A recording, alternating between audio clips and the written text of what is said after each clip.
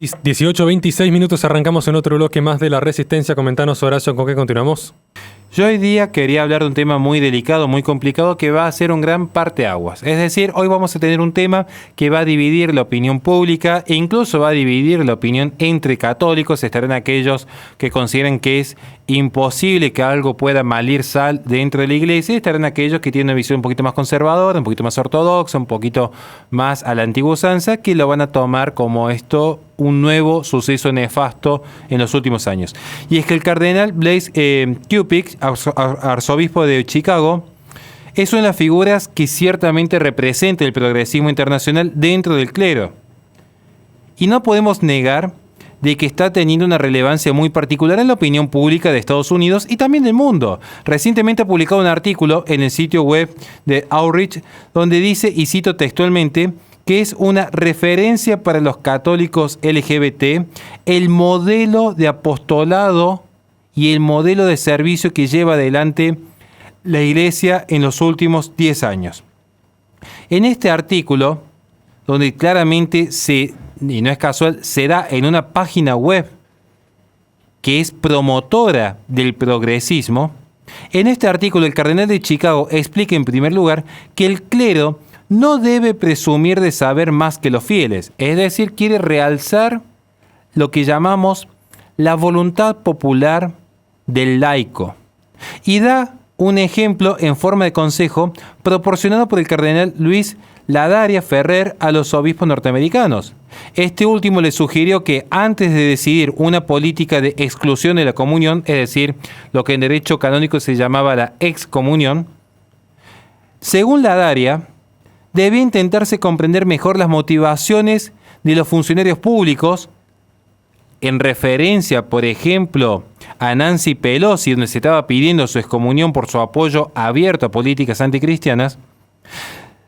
Ladaria sostenía que se le debía pedir la opinión pública, se tenía que tener en cuenta las motivaciones de los funcionarios públicos, se tenía que tener en cuenta la legislación pública, para así, antes de excomulgar a alguien, por ejemplo, por promover abiertamente el aborto seguro, legal y gratuito, la eutanasia o la liberación de las sustancias, antes de emitir una excomunión, la Iglesia debía ver qué consideraba el pueblo, qué consideraba el espacio civil, qué consideraba el laicismo.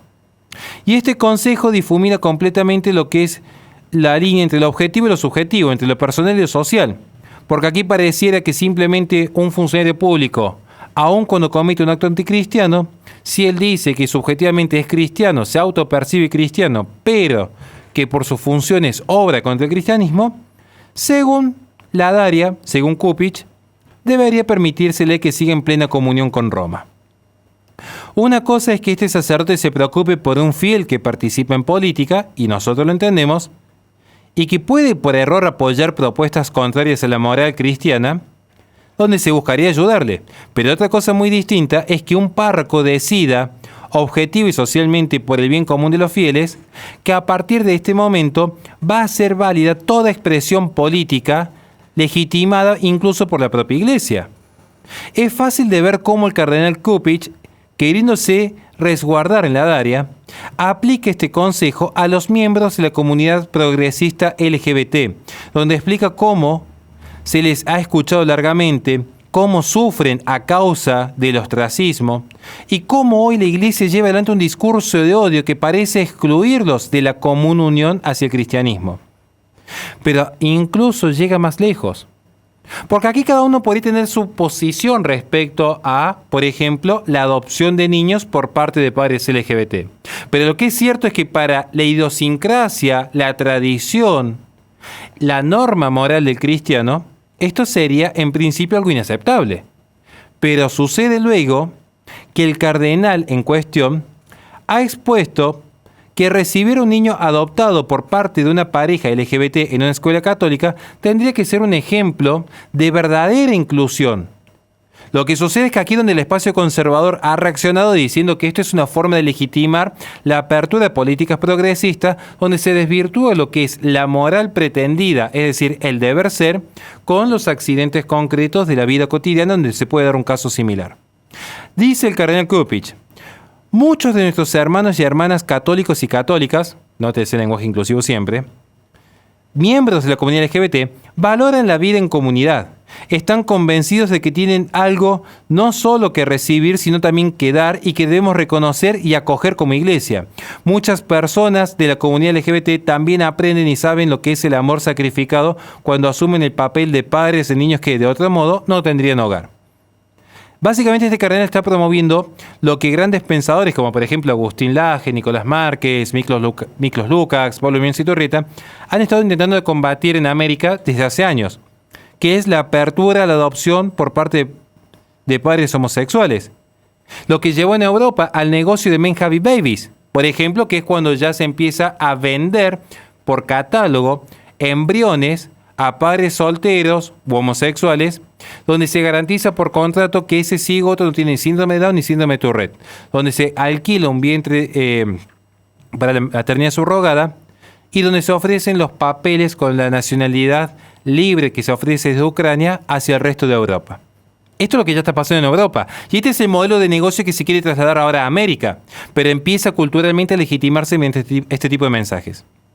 Lo que estamos diciendo aquí entonces es que en ningún lado, si vamos a la iglesia, en ningún lado se reconoce que se deba excluir a algún pecador.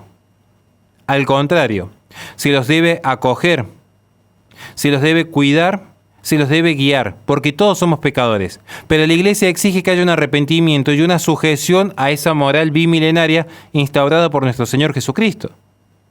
Pero volviendo entonces a la cuestión de la adopción, aquí lo que se intenta es pervertir el mensaje cristiano, que mediante la idea de inclusión, lo que se termina incluyendo es también el mal. Y este es el problema, que se cae en un discurso propiamente postmoderno, donde no hay diferencia ni entre lo bueno ni lo malo, sino la indiferencia total.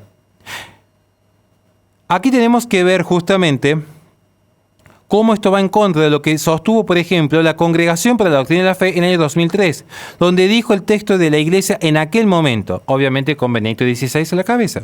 La integración de niños en uniones homosexuales por medio de la adopción significa someterse, de hecho, a la violencia de diversos tipos, aprovechando la debilidad de los niños para introducirlos en un ambiente que no favorece su pleno desarrollo humano.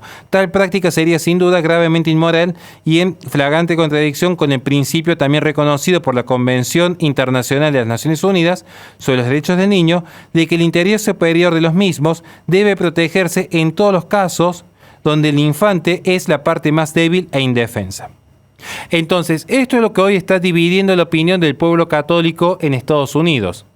Un pueblo católico en Estados Unidos que, por cierto, ya viene en un conflicto marcado, porque recordemos que aquí hubo una jugada política por demás interesante. Donald Trump ha enviado a la Santa Sede como embajador a uno de sus principales activistas, a un férreo defensor de las políticas de derecha. Adivinen quién fue designado recientemente como obispo y cabeza en Washington. ¿Será acaso un obispo conservador o será acaso un obispo liberal y progresista en términos anglosajones? Imaginen ustedes cuál fue la respuesta de la Santa Sede ante la presencia de un embajador profundamente conservador. La respuesta es obvia. Hoy Washington ya tiene a la cabeza de su iglesia a uno de los obispos más progresistas que hay, en consonancia con Blaise Cupich.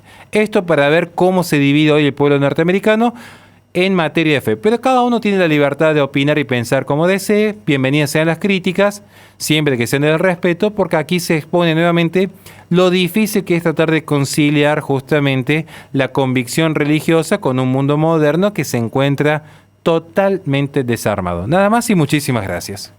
Le recordamos a la gente que este programa se sube al canal de YouTube de La Resistencia Radio, donde en la descripción de los videos tienen esta plataforma Patreon donde pueden apoyarnos para que podamos seguir haciendo este tipo de contenido. Vamos a un corte y enseguida volvemos con más Resistencia.